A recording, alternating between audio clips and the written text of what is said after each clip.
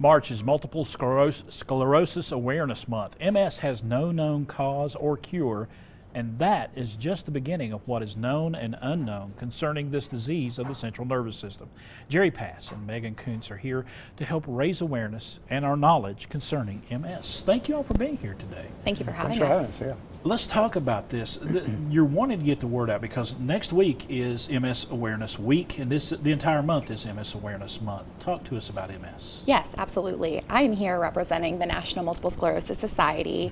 We are the organization that does the most funding and offers the most programs and services for MS patients and their families throughout the country.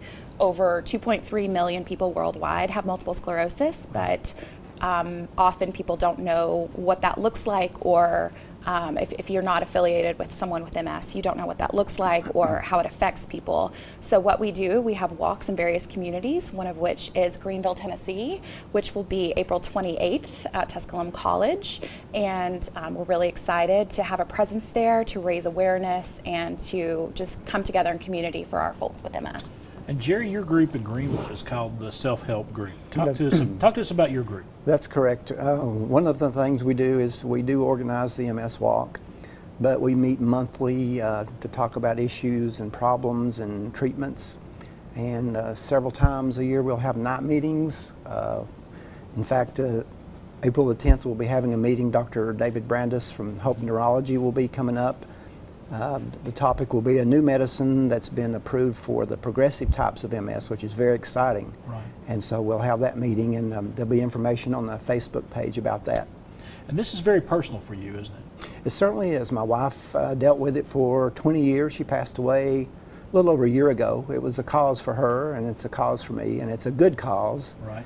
And in fact, her brother passed away at age 52 from complications due to MS. So one of the things about awareness is that we don't have good data about who are the new diagnosed cases, right. The people that actually pass away due to MS, and we just don't have the data that we need. And as awareness grows, it will gain more attention, and it will gain funding, and that's what we're looking for. When I was looking at the stats, the statistics, and the figures concerning MS, one that just jumped off the page at me, women are more susceptible than men are.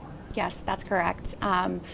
The disease tends to present itself very commonly in middle-aged women, although it affects all demographics at this point. So there are cases in children, there are cases in men as well. It affects all age groups and all geographic areas as well. So, how important is it to have groups in localities like Jerry's for the national MSF, the fight and the research? How important is it to have those groups? That's a great question. These support groups are crucial because especially in smaller towns like where we are, these communities don't really have the outreach or the ability to connect with other people who have similar lifestyles that they do. So when they have a touch point like Jerry, they're able to stay connected to things like research, things like what the society is doing, events like the walk.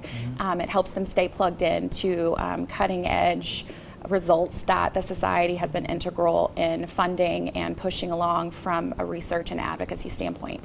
And Jerry, your meetings, what's a typical meeting like for you all? Well, with we have people with various stages of MS, and so we try to address topics like nutrition or physical activities that they can do with their level of disability. And it's difficult because when people commit to a meeting 3 or 4 days later, because of their MS, they may not feel like coming. So it's just a matter of diligence and going forward and working with the people that you have and trying to address their particular issues. All right. Thank you all so much for stopping by today. Thank you very much. Raising awareness of MS. We got some information. If you want information, go to the website and the Facebook page listed right there at the bottom of the screen. Thank you so much. We'll be back with more Daytime Tri-Cities in just a few moments.